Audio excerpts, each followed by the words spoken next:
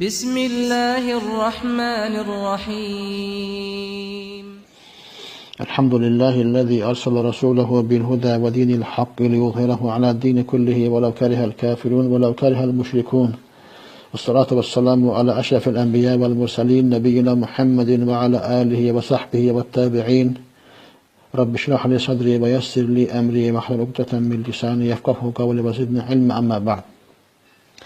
Məşhur olub zəif olan hədislərin bəyanı babından rivayəti zikr edirik. An Abdullah ibn Abi Awfa qala qadima Muadun al-Yaman aw qala bi ash-Sham fara'a an-nasara tasjudu li batariqiha aw asaqifatiha فرض في نفسه أن رسول الله صلى الله عليه وسلم أحق أن يعظم.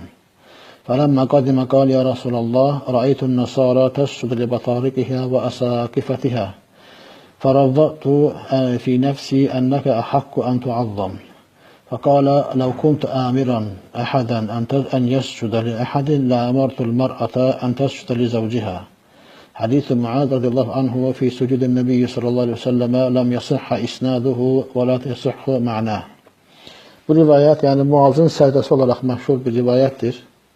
Ki, yəni kafirlərin və onların tağutlarının xidmətçiləri, onların ibadət edən, onların ibadətini insanlara gözəl göstərən kahinlərin dillərinə duraldığı bir rivayətdir ki, burada Muaz bin Cəbəl radiyallahu anhu, yəni sahabənin ən alimlərindən biri Şam'a getmişdir və yaxud da Yəmənə getmişdir. Qayıtdıqdan sonra isə orada görür ki, onlar xristiyanlar öz patriklərinə, öz keşiklərinə səcdə edirlər və öz-özündə düşünür ki, Rasulullah sallallahu aleyhi ve sellem buna daha çox layiq olandır və qayıtdıqda bunu deyir ki, Peyğəmbər sallallahu aleyhi ve sellem, mən belə düşündüm, belə gördüm.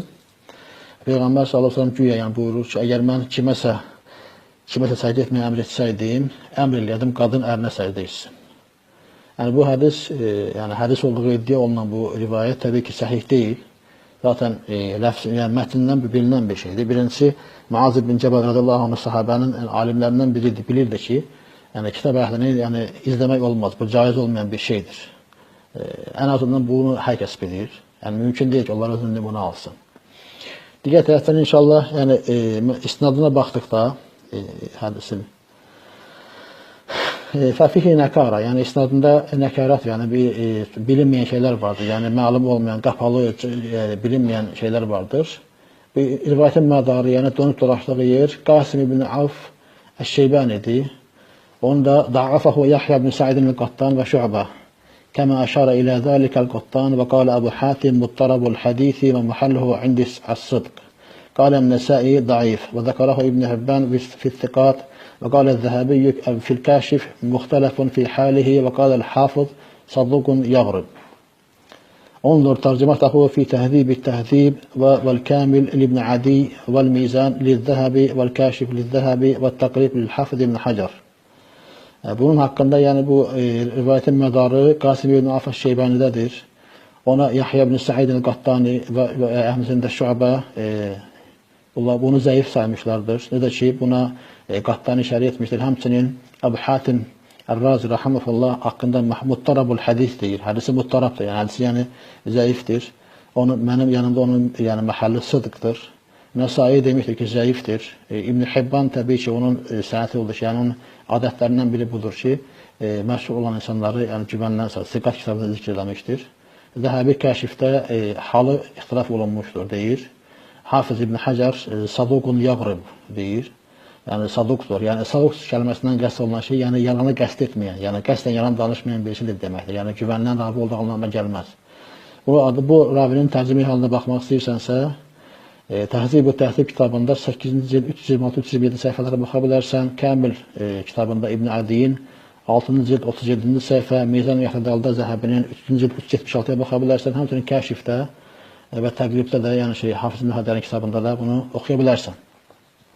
Yəni burada bəziləri deyirlər ki, mürşid filan hədisə zəif deyir və ya sahih deyil. Təbii ki, bu cahilin sözü deyil, yəni cahillərin ən cahilinin sözüdür. Çünki oxuduğum kimi, gördüyüm kimi, yəni o rivayət dövründə yaşamış alimlərin sözlərini nəql edirəm. Sadəcə mən nəql edirəm, oxuyuram. Kimsə zəhmət çəkib oxumaq, əziyyətinə qatlanmaq istəmirsə, başqalarını iftira atmaqdan çəkinsin. وقد روى هذا الحديث حديث أحمد من طريق إسماعيل بن علي عن أيوب عن القاسم عن عوف الشيباني عن عبد الله بن أبي أوفى قال قدم معاذ اليمن ذكر الحديث.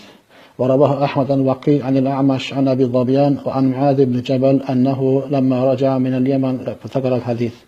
Ahmad ibn Hanbal təxric etmişdir bu hadisi və isnadına, yəni İsmail ibn Uleyyə yolundan, Ayyubdan, o da Qasim ibn Avf Şeybəni'də, o da Abdullah ibn Əbi Avfədən rivayet etmişdir. Və yəni isnaddakı həmin ravinin yəni o halının necə olduğunu yuxarıda oxuduq inşallah. Və həmçinin Daraqutni rahimehullah da hədisin illətli olduğunu zikr etmişdir. Deməli illətlərini zikr edək inşallah. Bir çox illət vardır. Yəni illət yəni gizli qüsur, gizli zəiflik deməkdir. Və Daraqutni dediyi kimi inşallah vel ittirabu fihi minel Qasim ibn Avf. Buradakı ittirab Qasim ibn Avfdan gəlir. İttirab yəni mətn və sənəddə qarışıqlıq. Gah deyir ki ağdır, gah deyir qaradır, gah deyir ki öldü, gah deyir dedi. Yəni bu bir-birinə zidd şeydir. Yəni bu rivayet edən adamın yaddaşının pozğun olmasına, yaddaşının zəif olmasına açıq sübutudur. İllətlərdən saydıqda inşallah birincisi Da'fu el-Qasim ibn Avf Şeybani. Yəni Şeybani, yəni Qasim ibn Avf Şeybani'nin zəif olması. El-thaniyə ittirabuhu fil asanid. İsnaddakı ittirab, yəni müxtəlif bir-birinə zidd isnaddan rivayet olunması. El-thalitə el-ixtilafu fil mətn. Mətndə ixtilaf olunması. El-rabi el-inqita'u fi isnadi Əbi Zibyan beynehu və beynə Muaz. Əbu Zibyan ki var, başqa ravidir. O da Muaz ibn Cəbəli görməmişdir. Bu dördüncü, yəni inqita', qopuqluq var sənəddə. El-xamisə el-ixtilafu aleyhi və nahnu, yəni bundan üzərində ixtilaf olunmuşdur. Ona görə də inşallah bu hədis səhih deyildir. Yəni istəyən şəxslər həmçinin El-Musnadul Musannaful Muallal kitabında, yəni 40 cildlik, üstəlik bir cildə fəhristi vardır. Əzəmətli bir yəni hədis topusudur, hədis kitabxanasıdır deyə bilərik. 5148-ci rivayət, həmçinin də 11017-ci rivayətlərə baxaraq bu hədisin zəif olduğunu öz gözlərlə görə bilərlər və sonra uydurma eləməsinlər ki, filan kəs hədislərə səhih və ya zəif deyir. Biz hədis dövründə yaşamış alimlərin sözlərini sadəcə olaraq nəql edirik. Və axiri də'van elhamdülillahi rabbil alamin.